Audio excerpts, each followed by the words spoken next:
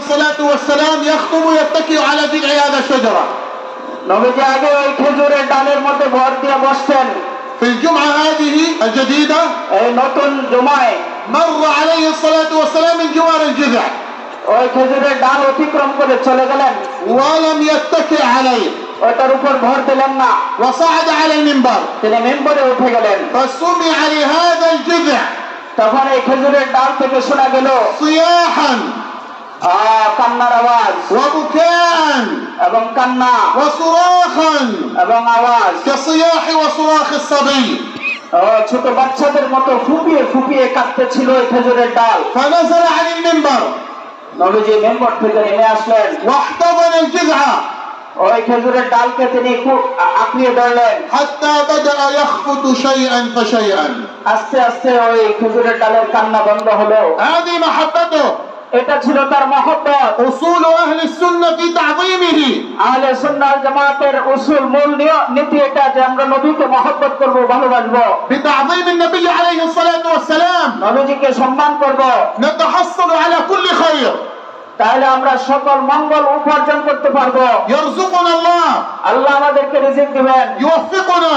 আল্লাহ আমাদেরকে তৌফিক দিবেন, يسعدنا. আমাদেরকে সৌভাগ্যবান করবেন, ويدخلنا الجنة. আমাদেরকে আল্লাহ জান্নাতে প্রবেশ করাইবেন। بتعظيم النبي عليه الصلاة والسلام নবীজির সম্মান দেওয়ার কারণে, وبمحبته নবীজির মহব্বতের কারণে ننصر على أعدائنا. আমাদের দুশমনের বিরুদ্ধে আল্লাহ আমাদেরকে বিজয় দান করবেন। أعداؤنا الآن আমাদের দুশমনেরা এখন يعيثون فسادا জমিনের মধ্যে সন্ত্রাস সৃষ্টি করছে, في المسلمين মুসলমানদের মধ্যে يقتلونهم মুসলমানদেরকে হত্যা করছে, يهدمون منازلهم মুসলমানদের ঘরবাড়ি ধ্বংস করছে, يقصفون ويقتلون مساجدهم يهدمون مساجدهم. মুসলমানদের মসজিদগুলোকে তারা দোষিয়ে দিচ্ছে আর তাদেরকে হত্যা করছে। والسبب কারণ হলো المسلمين মুসলমানরা ابتعدوا عن الإيمان.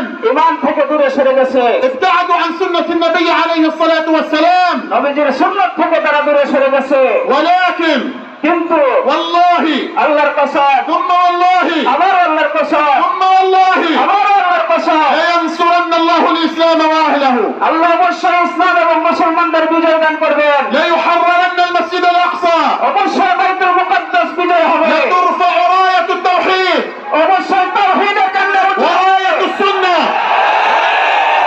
وراية السنة এবং সুন্নাতের ঝান্ডা উঁচু হবে فوق المسجد الأقصى মসজিদে আকসাতে وفوق الدنيا بأكملها এবং সারা দুনিয়াতে بالإيمان ঈমানের দ্বারা, بالتوحيد তাওহীদের দ্বারা, بالطاعة আল্লাহর অনুসরণের দ্বারা, بالاستقامة ইস্তিকামতের দ্বারা, بلزوم السنة সুন্নাতকে আঁকড়িয়ে ধরার দ্বারা قريبا إن شاء الله অচিরেই ইনশাআল্লাহ كما جئنا إلى بلادكم যেভাবে আমি আপনাদের দেশে আসছি, ستأتون أنتم إلينا إلى بلاد الشام আপনারা আমাদের দেশে সন্দেশে আসবেন, ومعكم المسلمين সকল মুসলমানরা একসাথে আসবেন, في مشارق الأرض ومغاربها দুনিয়ার পূর্ব পশ্চিম থেকে মুসলমানরা আসবেন لتحرير المسجد الأقصى বাইতুল মুকাদ্দাসকে বিজয় করবার জন্য, وتطهير المسجد الأقصى মসজিদে আকসাকে পবিত্র করবার জন্য, ورفع راية التوحيد فوق المسجد الأقصى. তাওহীদের ঝান্ডা মসজিদে আকসাতে উঁচু করবার জন্য।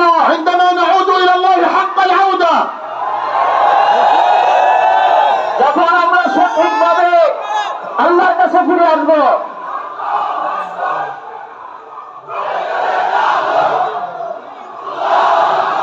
عندما نعود إلى الله حق العودة যখন আল্লাহর দিকে আমরা সঠিকভাবে ফিরে আসবো। يا أيها الذين آمنوا হে ঈমানদারগণ, إن تنصروا الله. যদি তোমরা আল্লাহকে সাহায্য করো, بماذا ننصر الله؟ আমরা আল্লাহকে কিভাবে সাহায্য করব? بالإيمان ঈমানের দ্বারা, بالتوحيد তাওহীদের দ্বারা, بلزوم السنة. সুন্নাতকে আঁকড়িয়ে ধরার দ্বারা, بهذا ننصر الله. এভাবে আমরা আল্লাহকে সাহায্য করব। فإذا فعلنا ذلك যদি আমরা এটা বাস্তবায়ন করি, ماذا وقع لنا؟ তাহলে কি হবে? إن تنصروا الله যদি তোমরা আল্লাহকে সাহায্য করো, ينصركم ويثبت أقدامكم. আল্লাহ তোমাদেরকে সাহায্য করবেন এবং তোমাদের দৃঢ়তা করবেন। ولينصرن الله من ينصره. অবশ্যই আল্লাহ সাহায্য করবেন যে আল্লাহকে সাহায্য করে। فعظموا النبي عليه الصلاة والسلام অতএব আপনারা নবীকে সম্মান দিবেন, وأحبوه তাকে মহব্বত করবেন, وأطيعوه তার অনুসরণ করবেন, والزموا سنته. তার